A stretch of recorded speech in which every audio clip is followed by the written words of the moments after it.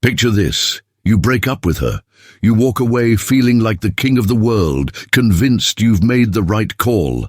You tell yourself you're free. No more arguments, no more obligations, no more emotional weight dragging you down. Life is good. You're ready to explore, to enjoy, to taste the world like a man who's just been released from prison. And then, boom, the first night alone, the silence in your room feels deafening.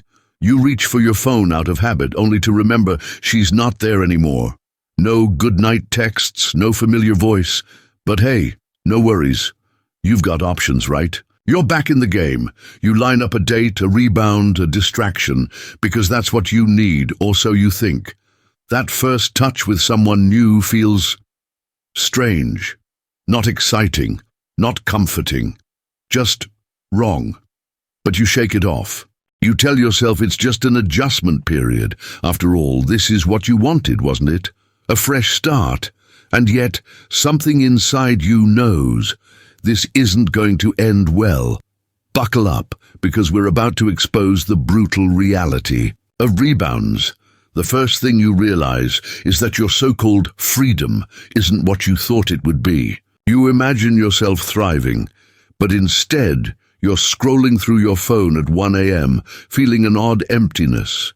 You thought getting into bed with someone new would erase the memories of your ex. It doesn't. It just makes you compare. And comparison is the thief of joy, my friend. The woman in your arms doesn't laugh the same way. Her perfume isn't familiar. The way she touches you feels foreign. Instead of excitement, there's a strange sense of discomfort creeping in. Then comes the illusion of moving on. You convince yourself that you're fine, better even. You start posting more on social media, making sure your ex sees how happy you are.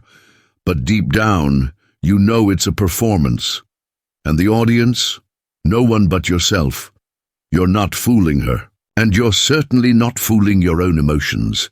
A rebound is nothing more than emotional Novocaine. It numbs you temporarily, but the pain is still there, lurking beneath the surface, waiting to strike when you least expect it. And then there's the part they don't warn you about, the rebound relationship that lasts too long. At first, she's exciting, she's new, she tells you everything you want to hear. She's affectionate, attentive, and most importantly, she's not your ex. But as time goes on, you start noticing the cracks. You begin to realize that you're not with her because you want to be. You're with her because you can't handle being alone. And that, my friend, is the worst reason to stay with someone. You see, here's the truth no one wants to admit. Rebounds are selfish. They are not about healing.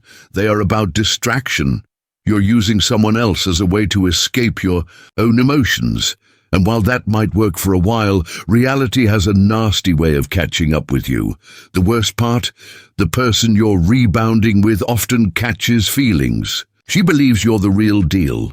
Meanwhile, you're still stuck in your past. That's not fair to her, and it's certainly not fair to you either.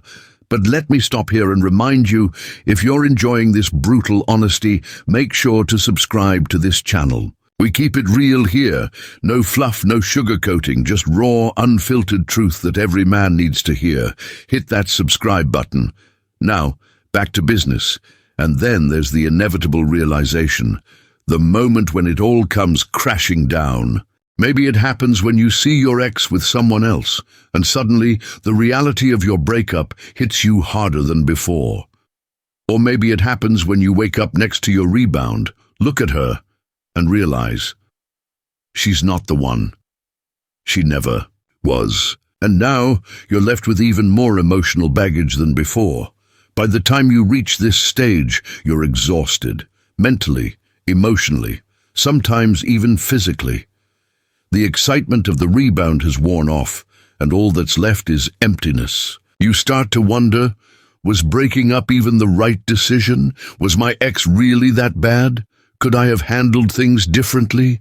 These questions will haunt you, and if you're not careful, they can push you into making another mistake, going back to your ex out of desperation, not love. Here's what you need to know. If you've just ended a relationship, the worst thing you can do is rush into another one. Give yourself time, process your emotions, work on yourself, because if you don't, you'll keep repeating the same cycle, jumping from one woman to another, never truly healing, never truly learning. And, let's be honest, isn't that exhausting? If you take away one thing from this, let it be this. Rebounds don't heal you. They only delay the inevitable.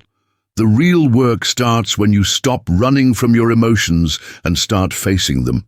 Because only then, only when you've healed, can you truly move on. And when you do, you won't need a rebound. You'll be ready for something real. Now tell me, have you been through this? Share your thoughts in the comments below. And remember, be honest with yourself. Because the truth, no matter how painful, is always better than a lie.